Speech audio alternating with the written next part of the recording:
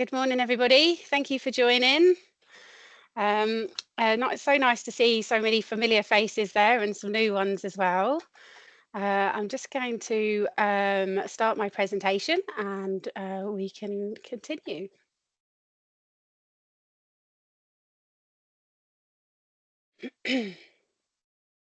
Just going to share my screen here.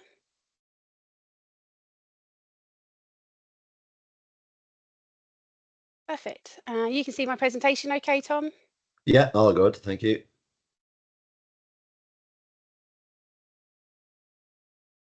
Tom? Yeah, sorry. Yeah, I can hear you. Okay. You made me nervous there. Yeah, no, I'm not playing games. Perfect. Okay. Yeah. So thank you everybody for joining us today. Today's webinar is about digitisation and historical preservation with Informa. I am your host today. I'm Leigh-Ann Cullinane and I am the Services Sales Manager here at Informa. And joining me is Tom Gilsonan, one of the co-founders of Informa and a director. We have two guests today, Susan Hood from the RCB Library and Catherine Wright from Wicklow County Council Archives. If anyone has any questions, please pop them in the chat as we go if you like to, or you can hold on to them and we'll answer all the questions at the end. Okay, so the agenda for today is one, digitisation with Informa. We will give you some background information about Informa and talk about the process of digitisation. Then we will discuss our hardware. I will show off our new I2S court scanner and what it is capable of. Then we have Susan Hood, one of our guests from the RCB Library. She'll share her experience using Informa services and what she has achieved with our support. Then we'll talk a little bit about transcribing via Transkribus. We'll go through the process and what you can achieve with this software, followed by Catherine Wright from Wicklow County Council Archives, where she'll be discussing some of the collections she has transcribed using Informa's Transkribus software. Then we should have some time for some questions and answers at the end. So please add them to the chat as we go if you'd like to, and we'll answer them all at the end. Tom Gilsonan, co-founder and director at Informa, is now going to talk a little bit around our history and our story and around digitisation and some of our hardware. Tom, I'll hand it over to you. Yeah, thanks, Leigh-Ann. Morning, everybody, and morning, Catherine and Susan. Great to see you both. It's been a while, but look, that's what COVID did to us there for a while, and at least we're back in action again. Yeah, so that's myself there on the right. I'm not always that happy, but yeah, most of the time pretty good. So just really kind of to give you, I suppose it's interesting. I probably will know I recognize some of the names coming through here who would have dealt with over the years. But I suppose it's just to give a bit of background and history to the company. I suppose it's very important, considering the area that we are dealing with libraries and archives. I think longevity is what it's all about. So we feel like, I suppose, we're in that space now. We formed, just a little bit of history to the company, which I suppose, like any small company, takes a few twists and turns along the way. But we actually started up back in 1993 when there was the first sort of construction boom. Myself and two colleagues, Niall Brunnock there on the left, and then Pat Farley. We were actually three schoolmates, and went to college in Dublin, and then got bored in college and left after 2 years. And the guys were doing engineering, so they started up an AutoCAD business. And so what that was basically, we were doing up drawings for the construction industry. And at the time, it became it was a huge problem for buildings and redevelopments and designs, because everything was manually drawn on paper. So we actually started being requested by clients to basically, can we get these drawings that are in paper format into our drawing package AutoCAD? And hence that was, I think, the first dip in our toe for digitizing. So we were scanning large format drawings and maps and getting them into AutoCAD. So that's all of 30 years ago. And so, yeah, we probably took an unorthodox route to what is mainstream scanning and the type of scanning that we do today. We uh, brought it on then. Our first probably project that we did of significance was aperture cards. So Irish Cement had 75,000 aperture cards of drawings, and they came to us and asked us if we could do it. And of course, like any young 23-year-olds, they'll say, yeah, of course we can do it, but we have to go and buy the machine first. So that's what we did. We went off and we sourced ourselves a high-end auto aperture card scanner with our map scanner. And that really was the where we decided then in 1996 that we were going to set up a scanning bureau.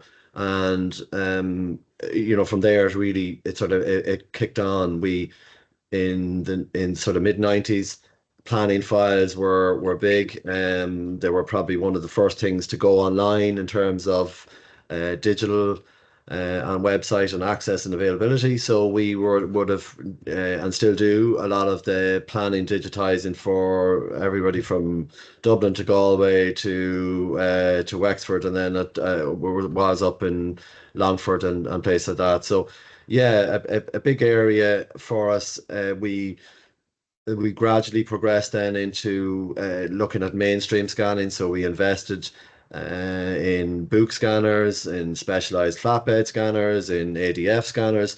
And really that has been our story, is continuously investing in a myriad of digitizing technologies so that we can provide as wide a remit of scanning digital services that we can.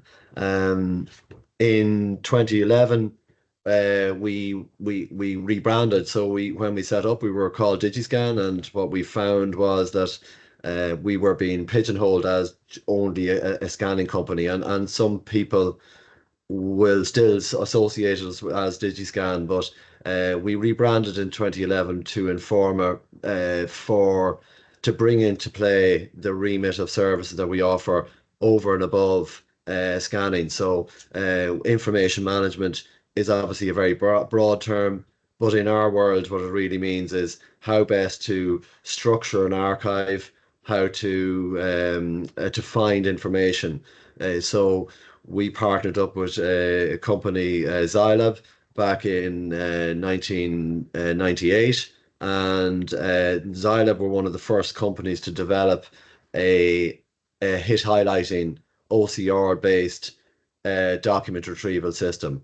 We're still partners, core partners with Xylab Reveal today, and that's where we've grown. So in other words, like for Susan and Catherine, they would have availed of and still have our systems for retrieval online, because to me it's all about the strength of your archive. It's about being able to pull stories together to be able to run searches across a gamut of information and build stories. So I think one of the things that I suppose would share as a kind of a nugget for anybody that's in this space, and Susan and Catherine are probably better positioned to speak even than myself, but I think the key thing for getting in getting money and getting sponsorship and promotion and everything for doing your collections and archives is really about, how you can pull stories out of the information that you have. So it's really about, finding the right material. And then from the material, it's not just a simple case of, oh, I'm going to digitize that and I'm going to put it up there and tell everybody that it's available for search. It's really down to yourselves to drive the stories behind it.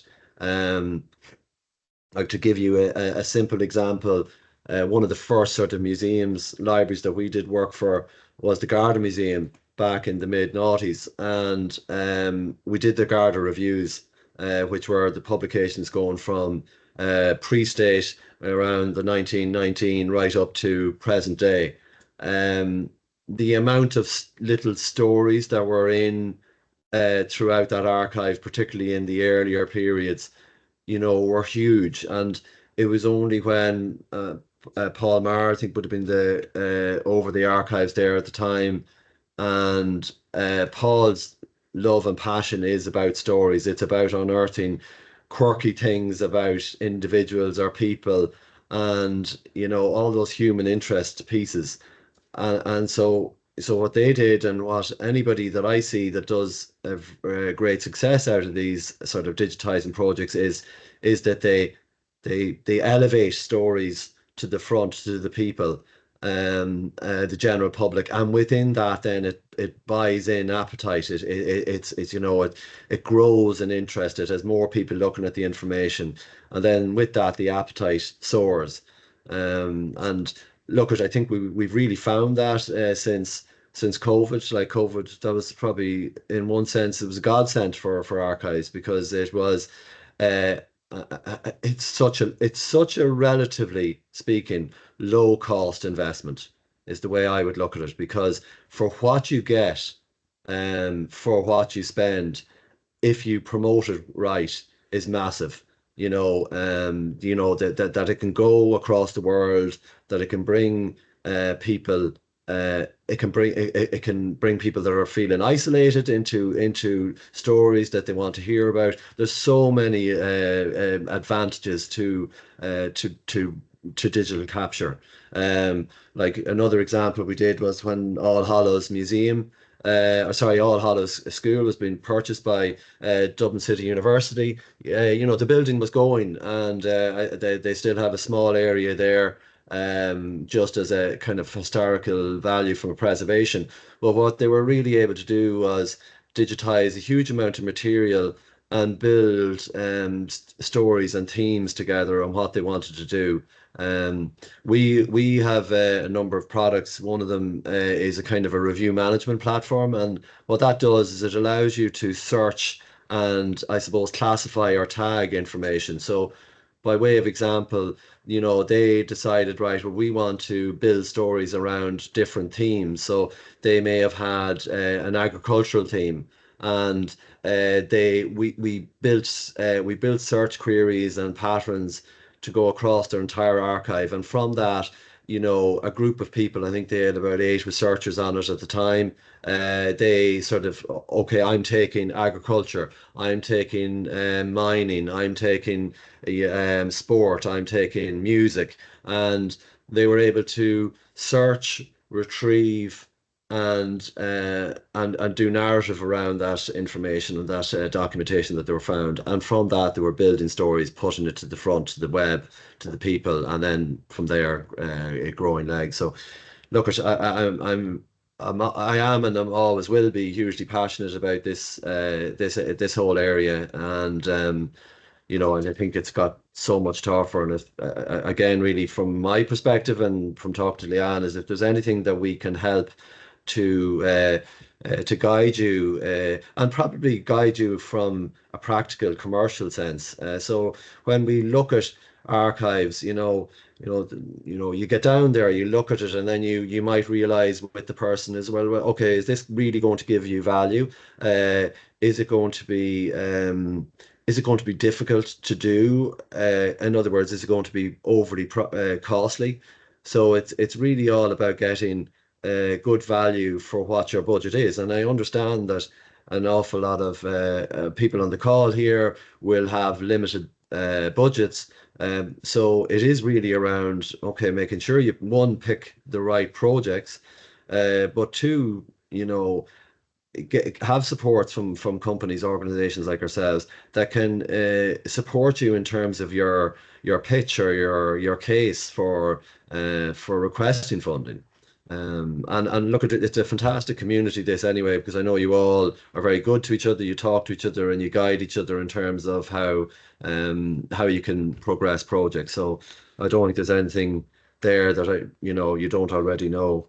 Um, just in terms of, yeah, one of the things, like, I would really endorse is when you do digitize information, is having some type of collaborative tool. So in other words, that you can share out and interact with people to be able to comment back or feedback information is really valuable, because it'll help you promote it.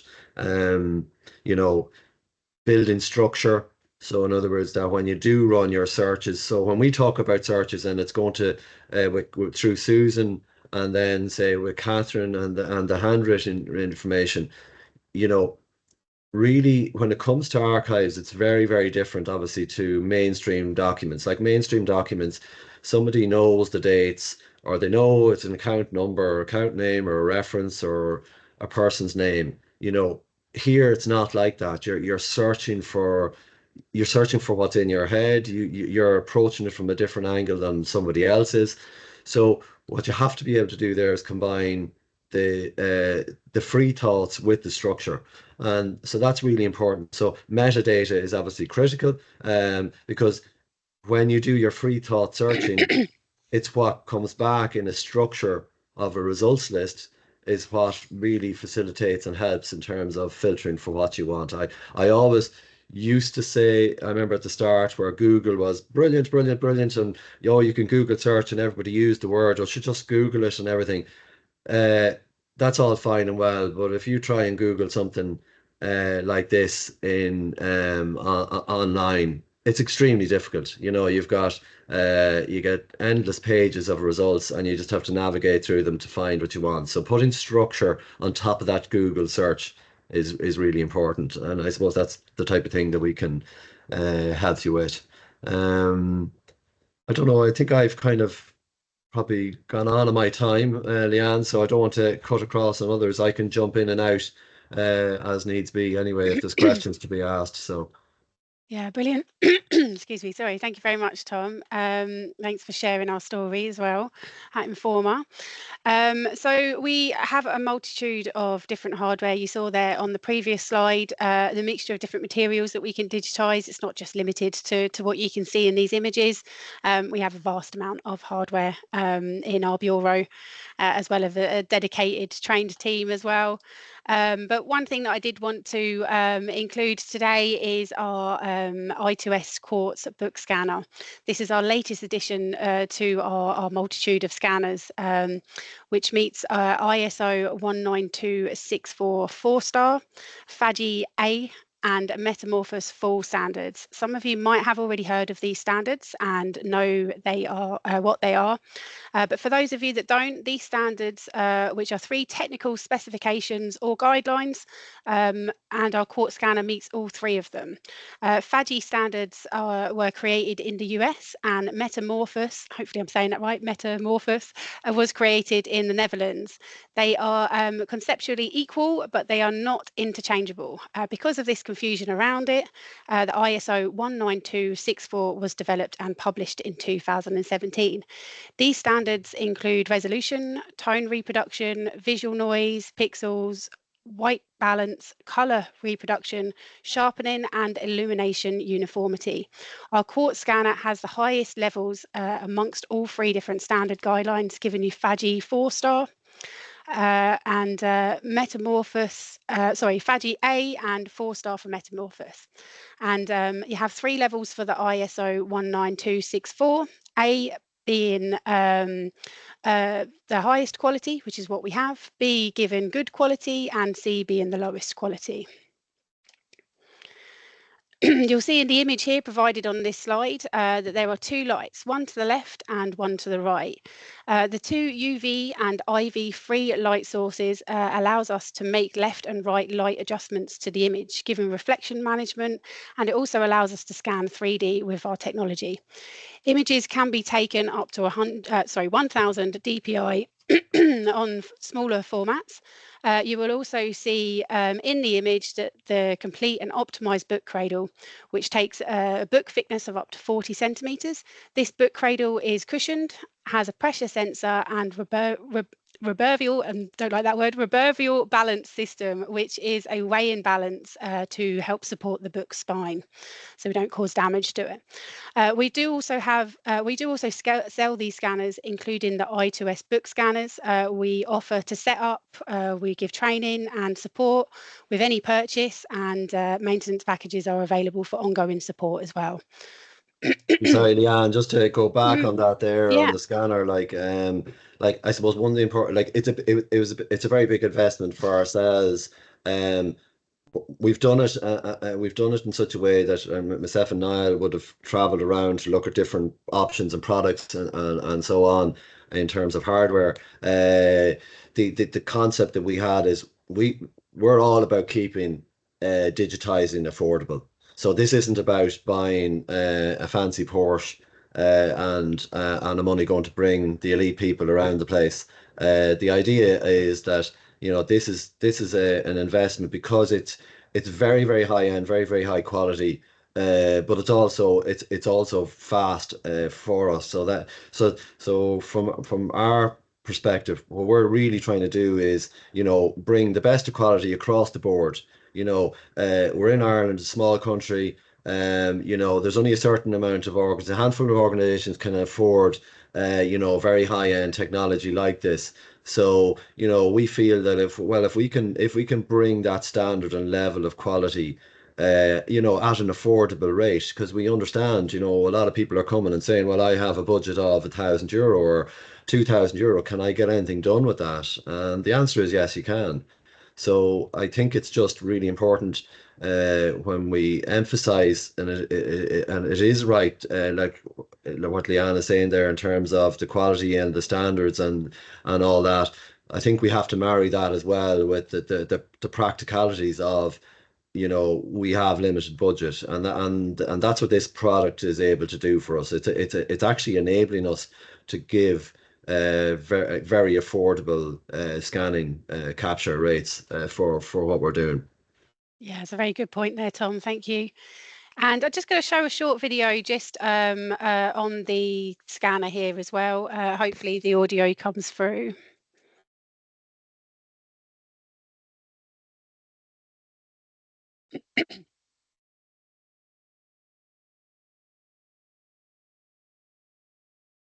There's no audio on that, Leanne, but Ah, no, sorry. Did have a little bit of trouble with that. Thought I managed to it's all sort it right. out.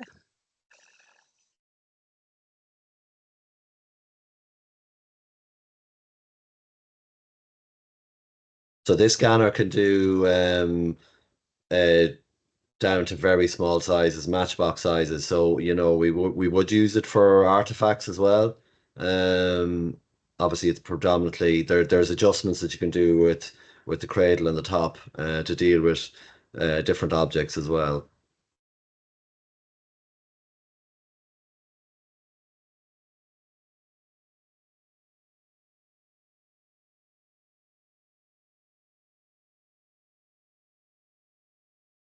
That's how the two lights work there to remove the reflection.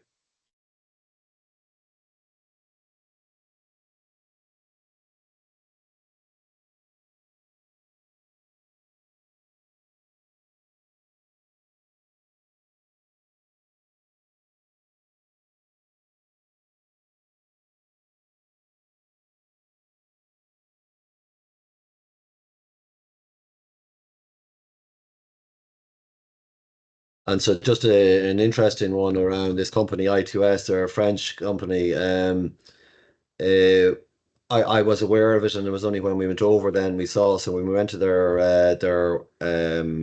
headquarters and factory, they have I think they've three main sides to their business. This being one of them, but the other one, and it's their biggest, is underwater cameras.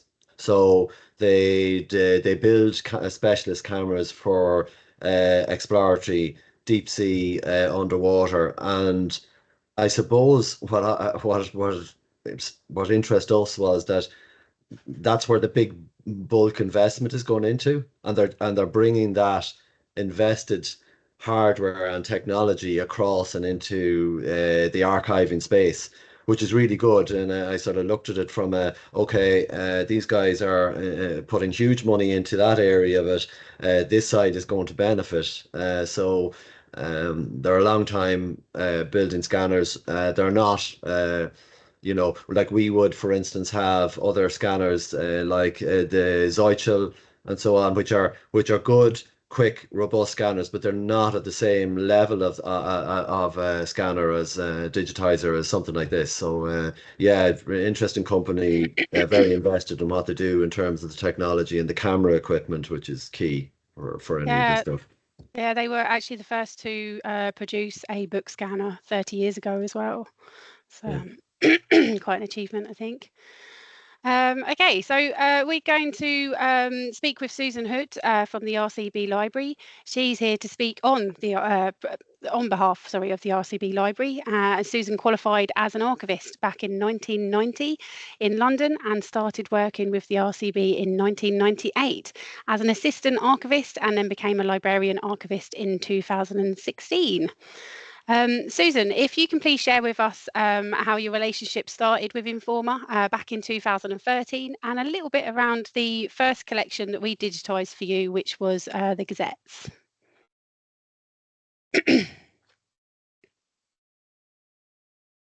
You're on mute there, Susan.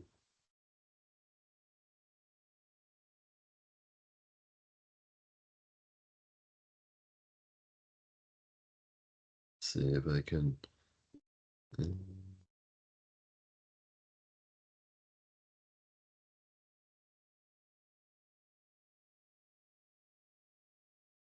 Sorry about this, guys. Seem to be having a few technical issues.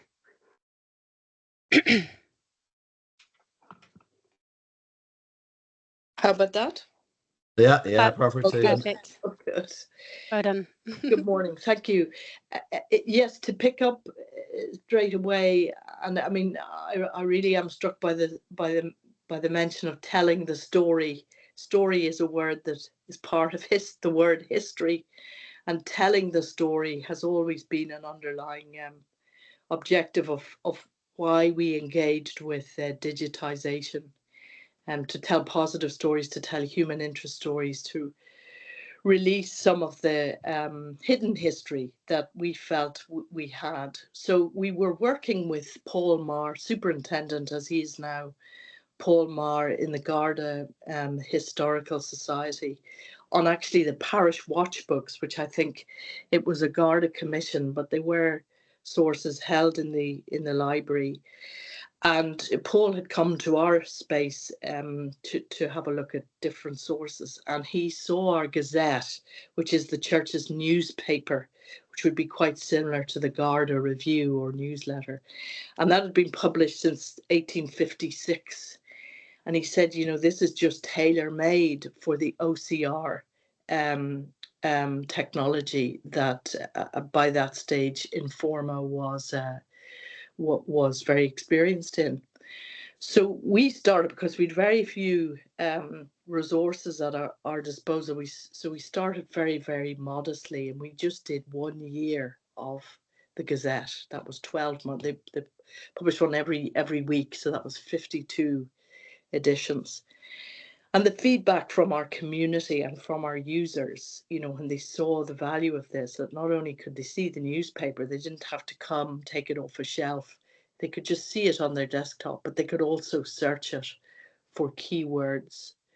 So that really kick-started the whole initiative. Another point that Paul has made, obviously you don't digitize, you know, everything, that it's important to select things that are really going to bring out human interest stories.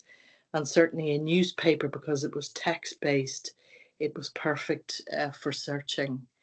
And so we gradually, we started with the 1913 edition, and then there were a lot of human interest stories, so it just transpired that the Gazette headquarters, where the Gazette was printed, was in Middle Abbey Street in Dublin, and it was afflicted during the 1916 Rising. And the editor had produced this verbatim report on what it was like to be in the offices when the Rising kicked off.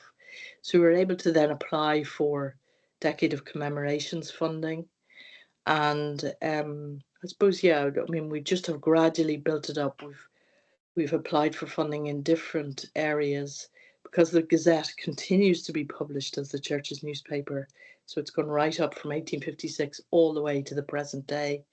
There was great coverage of the period of the Troubles. And of course, the Church of Ireland is an all-Ireland church. So we were able to apply for some reconciliation funding to cover the decades that really captured the impact of the Troubles on the Church of Ireland and wider community.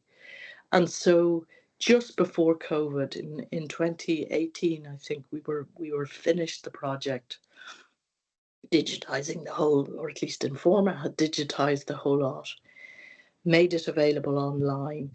And that was, as Paula said, absolutely a godsend. When we closed during COVID, like so many other libraries, we had a source, a resource, that once people couldn't get in to use original manuscripts, there were research students and others looking for information. We were able to point them to the link to the Gazette. And over the years, it has been very widely used by PhD students, by academic historians, by the community itself, as a telling the story of our community resource. Thanks for sharing, Susan. I understand you you managed to get funding for the first fraction of this collection, and you're actually very clever about how you managed to get funding to complete the rest of the collection as well. Could you please share that as well? Well, we started with just 1 year, and then we more or less said to people, you know, do you want to see more? And we were able to provide a link where people could donate. So individual members of the community, some charitable trusts that had funding were encouraged to donate. And then we also we got central church funds. I mean, the church was won over, I suppose. But you know, we had a bit of convincing to do, because this was a very big step, and the church doesn't have a lot of resources, and people were cautious. But when they could see the benefits, people did want to give a little bit, and that all built up over the course of time. So we started with one. I don't know how many, 1856 to 2020 has been captured on this landing page. The search engine allows access to everything, and it's brilliant. I mean, we use it internally every day. That's great, and I think it's great to shine a light on the collection as well, to help get funding to complete it that way. It's definitely a unique way of doing it. And Susan, we've also been working our way through your collection of synod journals and reports. Can you please share with us what you've gained from digitising this collection so far, as I understand it's not available to the public as of yet? It's not as yet, because we've decided that we will release it when all of the work is done. So we've another batch of, I think, 30 years to go. But again, the synod reports, they are in the public domain, in that they're printed source. They go to all the copyright libraries, and basically it is the decision making. The synod is the annual general meeting of the church, and all the big decisions, you know, as to what you know, thinking on different policies, and take, for example, you know, the issue of divorce, or the impact of the Troubles in Northern Ireland on the church. So all of these individual issues that maybe in a year, you know, everybody knows what the church was saying about a particular issue, but over the course of decades, we've maybe forgotten where we started. So again, these synod journals actually go back. The very first synod was in 1870. And so what the search engine allows, and again, the source is printed, so it goes through Informa's OCR technology. What it allows is to get a chronology of key dates, decisions, thinking about a particular issue. Yeah, and I think that's just what Susan is really getting around there is this is the mix when you have you've unstructured searches that you want to create, but you've got structured metadata. That's how you can collate stories efficiently, and because you've got dates, you've got certain uh, topics or so on, and you can build and collate the two together to bring something together as a story. And I think that's what you do, Susan. No, you're releasing, going back to the gazettes, you're releasing piecemeal bits of stories around certain information that's been found, and that's why you're on it the whole time. Yeah, and well, the Synod journals also are very useful, not only for the wider academic public, but and researchers, but they're also key.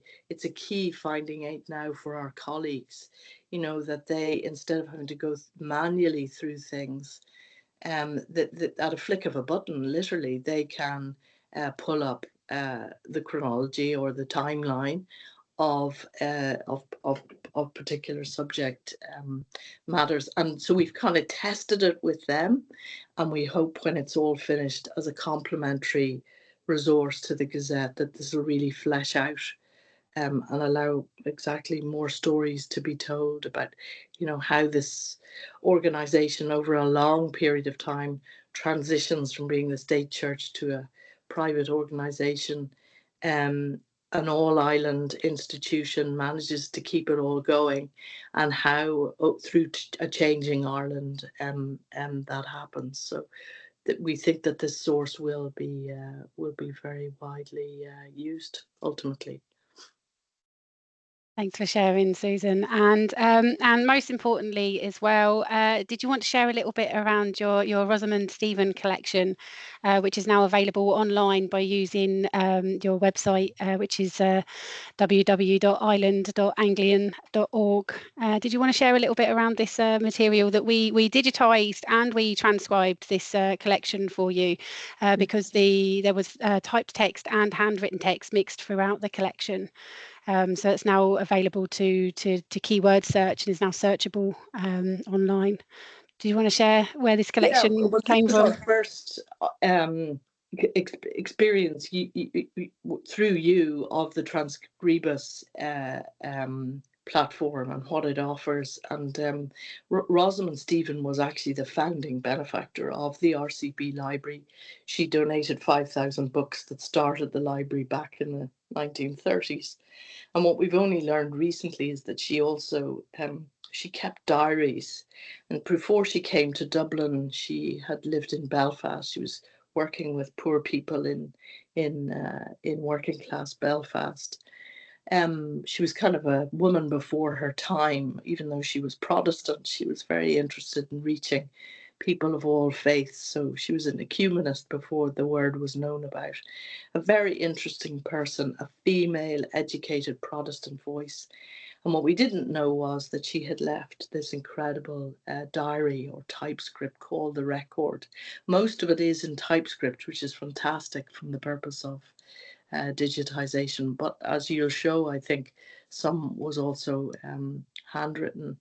And so what we've been able to do with this, and I suppose again, because it is part of telling the story, and we were lucky that it dovetailed with the timeline just of the decade of commemorations. So she's representative of the Church of Ireland is an all-island church. She was in Belfast during the Troubles, during the First World War. She leaves Belfast in 1918 and comes to Dublin, and then witnesses, actually, she records in her diary hearing the bomb go off in the Public Record Office in 1922. And that event really was kick-started the whole reason why the church invested in building its own library. But we were very lucky because it dovetailed with the decade of centenary's time. We were able to get funding to do this, not only to get the funding to do the project, but to host it, to host the search engine and make it available for the worldwide audience. And again, we had started it just towards the end of COVID. We finished it in 2022, just coinciding with the 100th anniversary of the loss of the Public Record Office, and it was a real gift for the research community, you know, and it's terribly rewarding for us that really this woman, who was not known about at all, is now, her source, her diary, is being quoted in academic papers as an authentic, you know, voice and observer of Ireland during tumultuous times and times of change. So it was kind of, for us, another real win-win engagement with yourselves in bringing that to fruition. Yeah, and like we say, it's available on your website. Use the link to one of our platforms where the data is hosted by us as well. So it's a good one to have a look at and read through for sure. Okay, so we're just going to talk a little bit around transcribing via Transkribus. Thank you very much, Susan.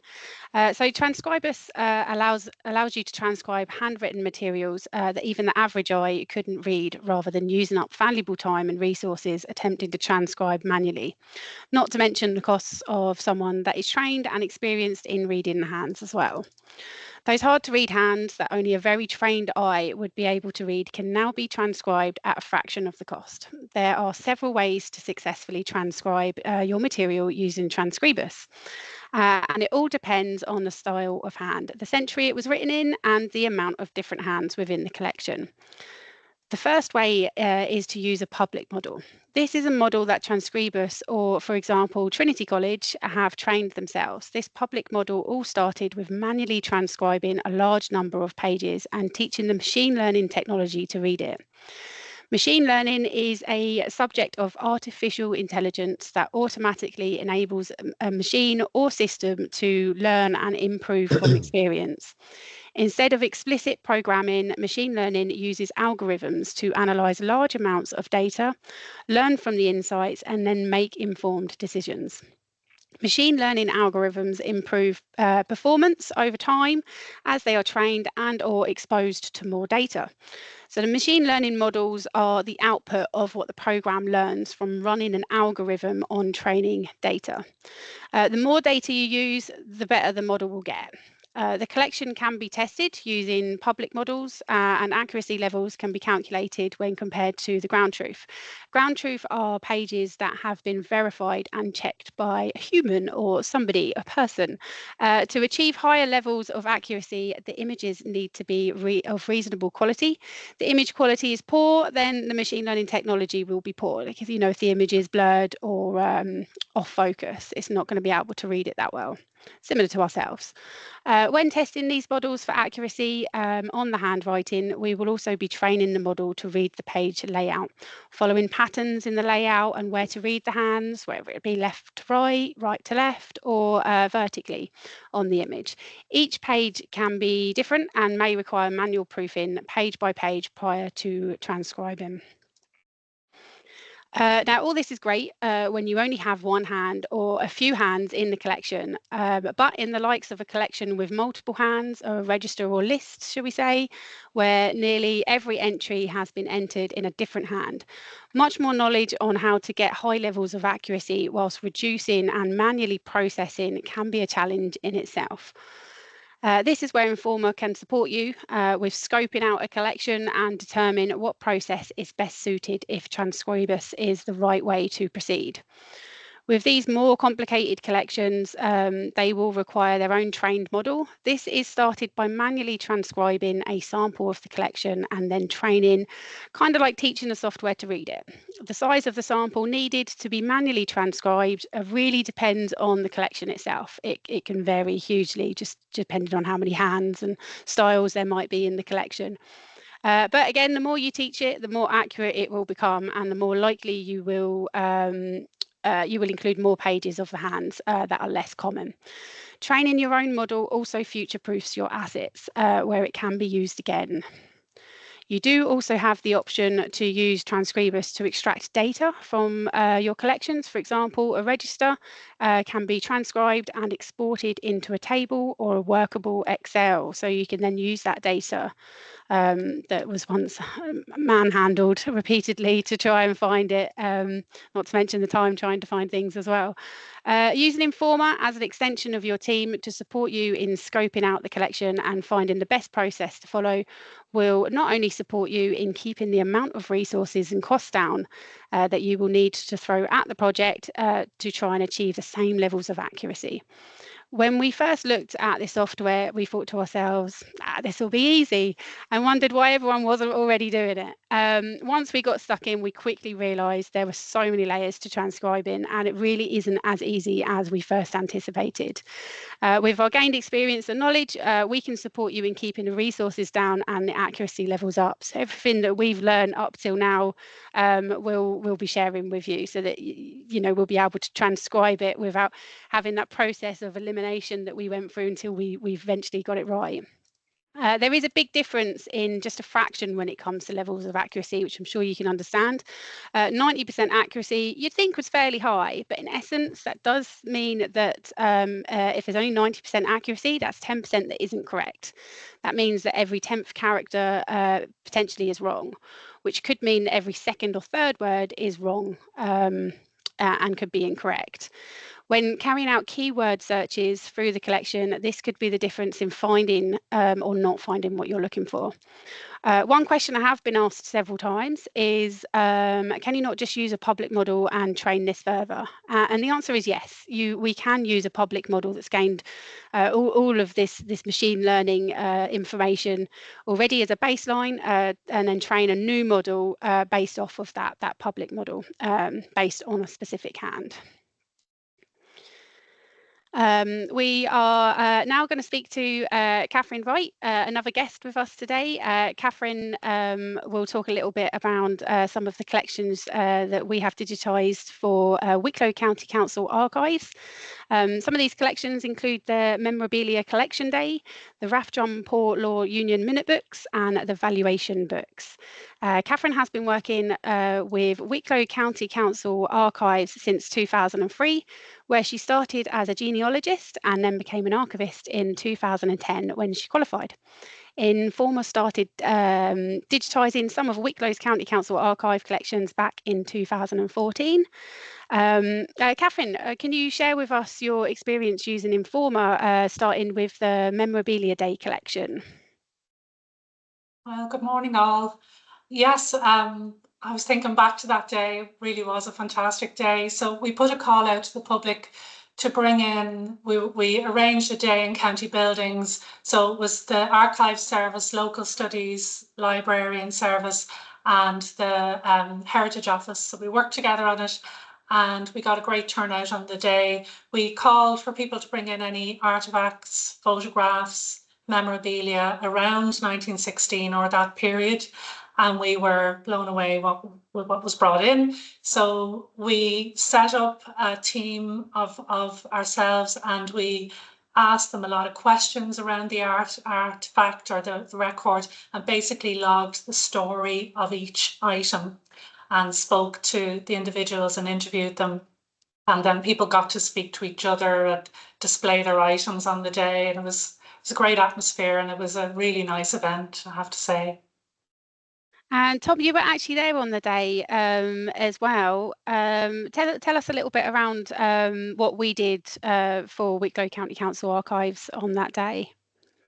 Yeah, so we had done a few as well, and of a similar style, and it was great because it was like a little workflow process. So as Catherine said, people would come to us with artifacts that, whether they're 3D that need photographing or they're on the specialist scanners, and we would do a base cataloguing of that material, digitize them on the fly. So the whole concept that Catherine had promoted out was, listen, you're coming in with your letters or your pictures or your 3D artifacts, and we're just going to take a quick, photograph, digital copy of them, and so that they can go back with them. And So once they had that process done, then they went on to Catherine and her team, and they had the chats around the material. So you know, whatever it was, a week or two later, then basically the guys that did the extra work that on Catherine's team, and these images were pulled together and brought together as a collection. Absolutely fantastic day, because it ticks so many boxes. It's such a social thing.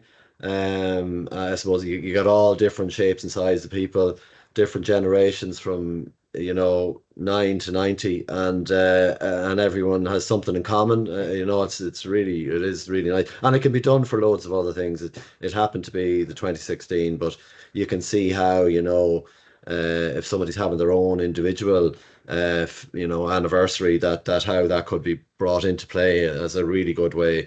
It's a really good way of promoting the fact that you're doing what you're doing. So again, it's building stories on top of what you're doing as an organization. So then it's easier to get buy-in or get money when, oh, look, these guys are actually, you know, they're bringing it out, they're bringing it to us, and they're encouraging us to get more.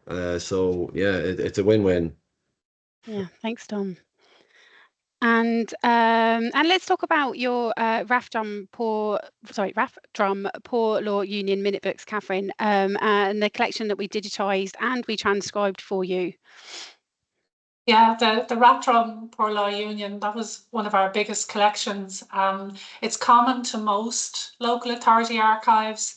You will find the minute books of the boards of guardians. So these were the administrators of the Poor Law Union. The unions were set up after the Poor Law Act in 1838.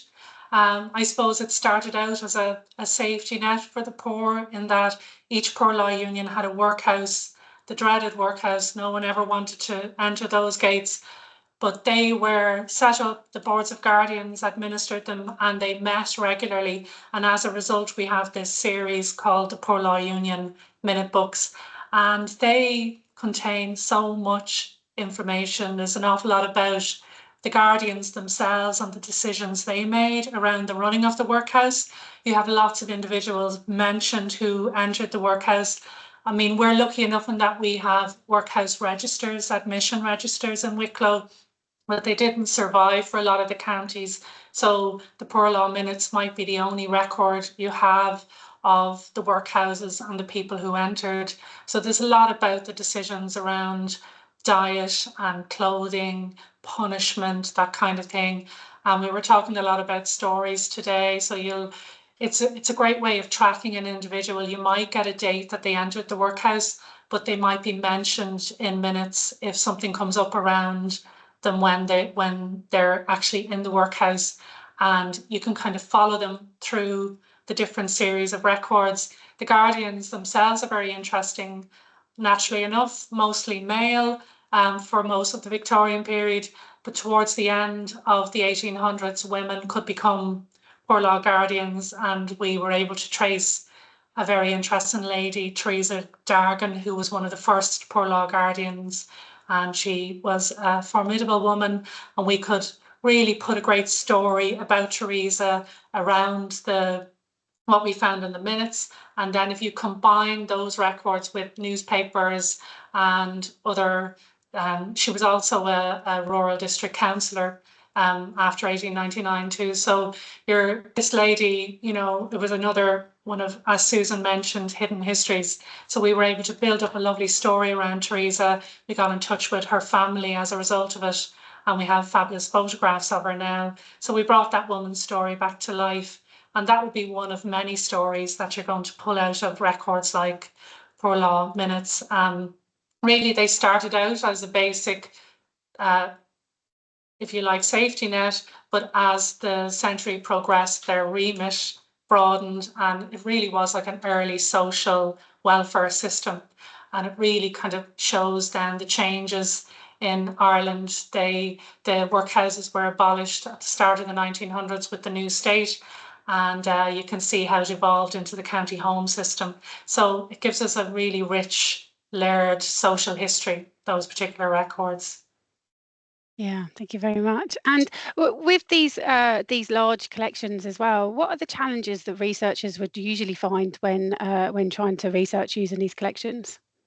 mean, the sheer volume, and researchers come with, they've all kinds of needs and all kinds of interests. Some of it's statistical, they might just be looking for the numbers that entered the workhouse between particular years, and that can be easy enough to access.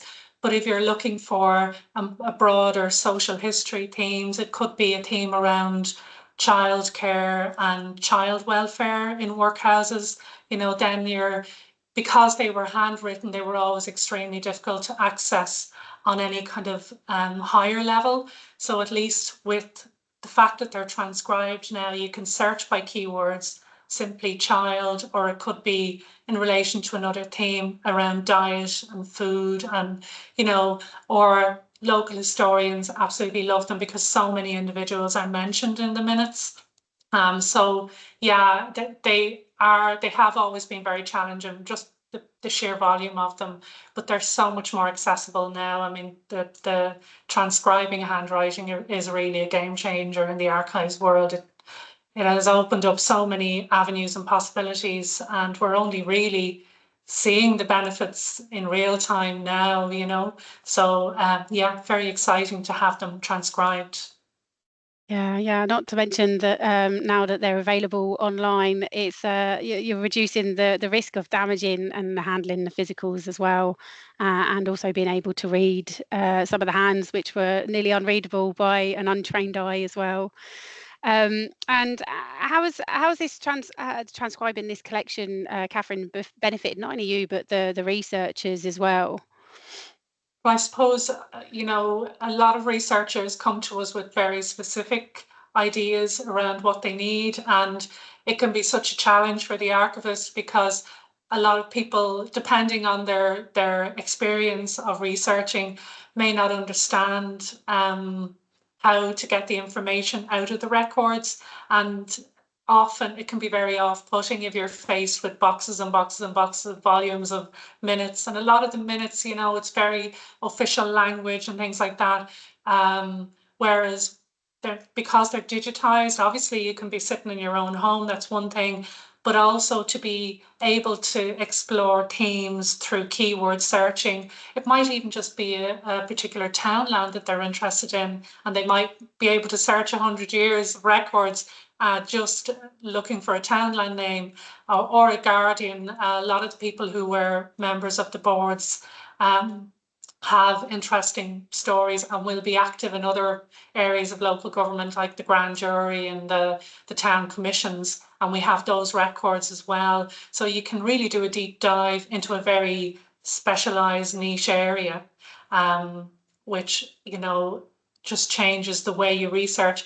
And, it's good because they're good for somebody who's just casually browsing as well and just has a curiosity around the records, and they may never have thought to look at them in the past. So we're kind of gaining new audiences as well. Yeah, that's fantastic. Yeah, not to I mention think that. Oh, sorry, go for it, Tom. I think that's like just by way of from our side of it, the poor law union books were a very good material. They're a very good example of where to get value. Like in fairness, I always recognized it with Catherine. Like Catherine was one of her first. Well, it was her first project on Transkribus. It was also one of our first big ones, and so it was a steep learning curve. We were kind of going, yeah, we'll have a go at this, but it was perfect material because you had volume, and you had reasonably consistent hands. So therefore, you were able to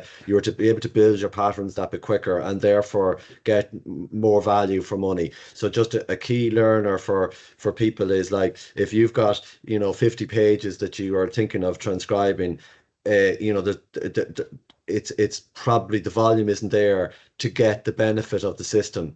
Whereas you need to have your 1,000+ pages to really gain benefit from this type of technology, and that's what Catherine had with this type of a project. But the key is, and it goes back to the same, it doesn't stop you from saying, well, do you know what I'm going to do is I'm going to get one of these volumes done, and I'm going to get to showcase what can be done. And that can often be the start of, that's where the investment comes in, people realize how much they can benefit from something like this. Yeah, I should mention as well that the funding for that particular project, I mean, that was such a huge project that I couldn't have done it out of my archives budget. So we actually were very lucky in that we got Creative Ireland funding to produce both of those. There was an element of Decade of Centenaries around it, but it was more broadly around the Creative Ireland funding. So we're very grateful to them, because we would never have been able to finance that on our own. Yeah, thank you very much, Catherine, for sharing.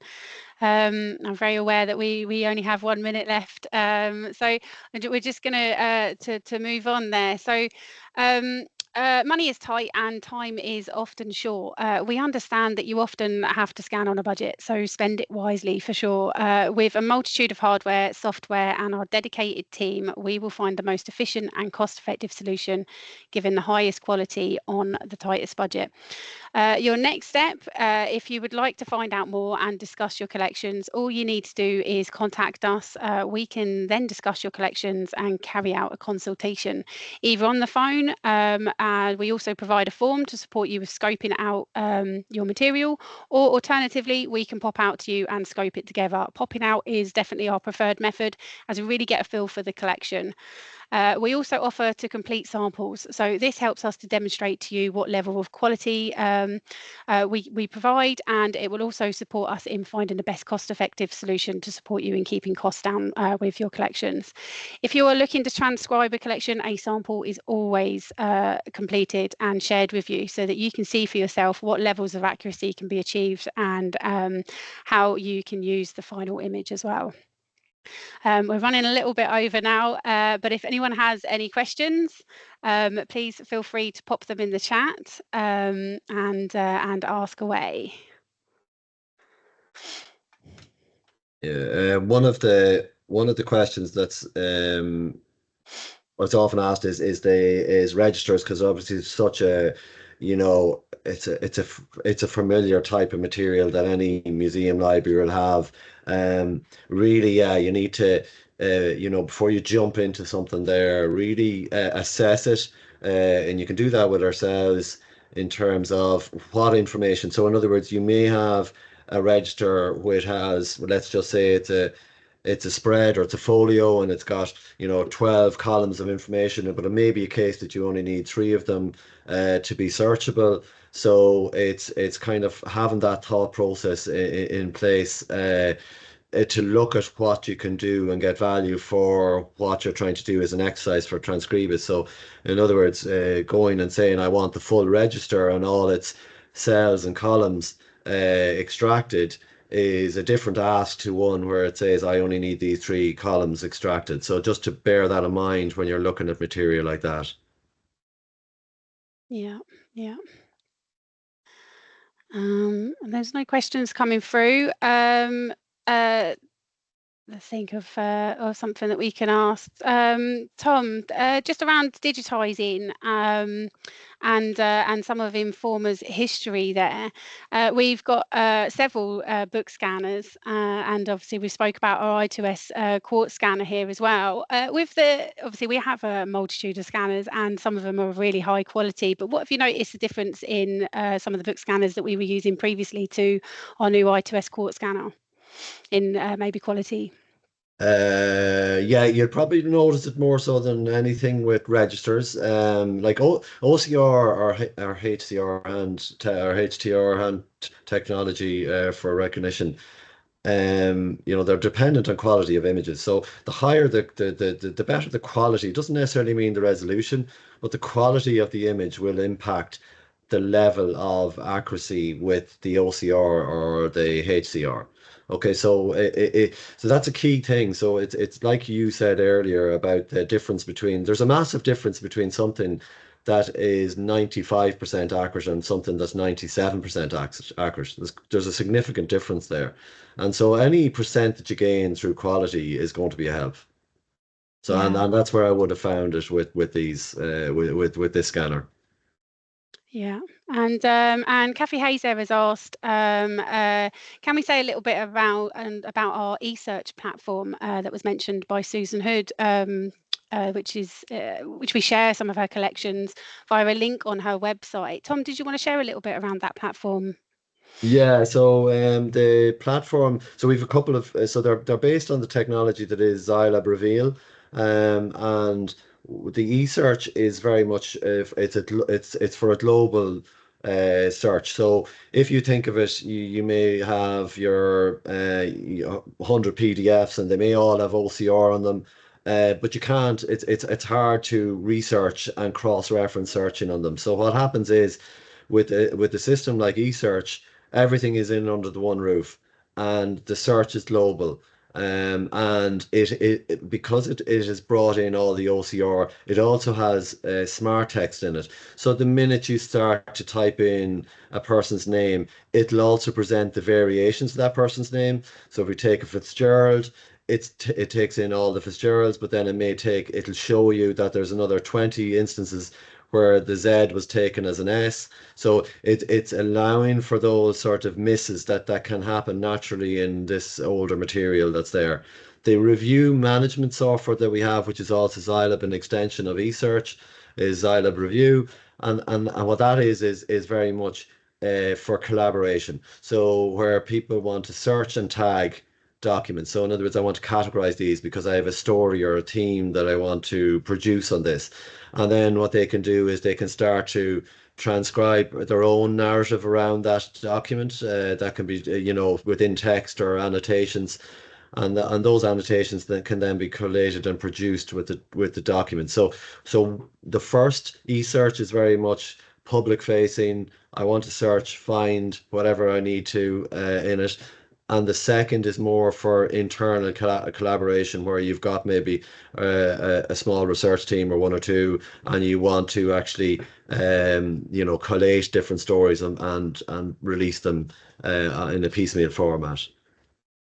Thanks, Tom. And Richard McCormack there has asked, what format were the RCB newsletters scanned in? Okay, so anything that we scan here, we always scan in TIFF. So it's single page TIFF, 24-bit, and then the resolution can be whatever is required. We do it 4:3 200 dpi, and go higher again. It's just managing file sizes from there. And the reason we do that is because we when we produce or do a scanning job for any client, we give them back multiple iterations of the scan. So they get a master TIFF, which is the preservation file, and then we will usually give them a JPEG, and then we will give them a PDF. So, and then they can also get a web version as well. So we'd usually give a client a minimum of three copies of the same data. The reason we always do preservation TIFF in single TIFF is because if you give somebody they give you a register and it's got 300 pages in it, and you assemble it to a 300-page PDF, you can have instances where you could get corruption over time, where images aren't no longer visible. So we always have the master set in backup mode, where we can republish out that document to the full format again. Thank you, Tom. And I can see Mike Maguire there is looking at the RAF Drum workhouse records and seeing the PDFs, but not the transcriptions. Just to answer your questions there, Mike, you can pull from Transkribus images of the original collection, and you can carry out keyword searches within those images, similar to OCR. But you also have the option of pulling a PDF or a different format, whichever you choose, where the second image is actually the text that's in the original image that sits next to it, or the previous image, which allows you to read the text in exactly the same layout as what the minutes books would be. This isn't something that's loaded up onto the website purely just because of the size, but it is an option that you can have. So you have the original image, so you can see the collection, and you can carry out keyword searches, and then in the next image you'll have type text words where you can read those as well. Would I just add there, when when you actually open the PDF, you just go Control F and it gives you a search options as if you were searching a TypeScript, if that makes sense. Yeah, Control F, and then you can type in your word and hit enter, and it will tell you how many hits that you get for the word or words that you've put in, and then you can skip through them until you find the one that you're looking for, or read all of them. You can use more than one word as well. And in Transkribus, you can publish out in image base and an associated text file. That's what kind of Leigh-Ann was saying there, where because it can be very useful, because it obviously can save a lot of retyping if you want to take some of the text that you found that has been transcribed and you know, to put it into some sort of a publication software or something that, or you want to write a piece around it. So it can be really useful that way. Yeah, thanks, Tom. I think that's all the questions that we have for today. Thank you everyone so much for joining and staying right till the end to see the questions that get asked and answers. Really appreciate everybody joining us today, and if you have any questions or you have a collection that you'd like to talk to us about, please don't hesitate to get in contact. I will hopefully try to be reaching out, or myself and my colleague will be trying to reach out to you over the coming days or weeks, just to touch base and see if there is anything you'd like to discuss. So thanks very much. Take care, and thanks again to Catherine and Susan for joining us today and sharing their story. Thanks so much. Thanks very much, everyone. Take care. Bye now.